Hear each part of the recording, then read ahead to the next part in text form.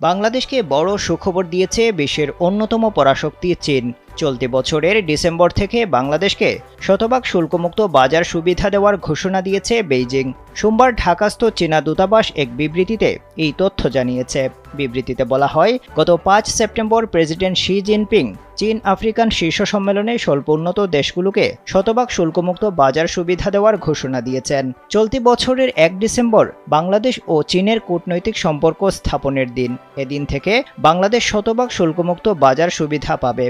জানা গেছে, ট্যারিফ কোটা ব্যবস্থাপনা সাপেক্ষে পণ্যের জন্য শূন্য শুল্ক ব্যবস্থাপনা শুধু কোটার পরিমাপের মধ্যে থাকা পণ্যগুলোর জন্য প্রযোজ্য হবে। ২০২০ সালে ৯৭% বাংলাদেশি পণ্যে শুল্কমুক্ত সুবিধা দেয় চীন।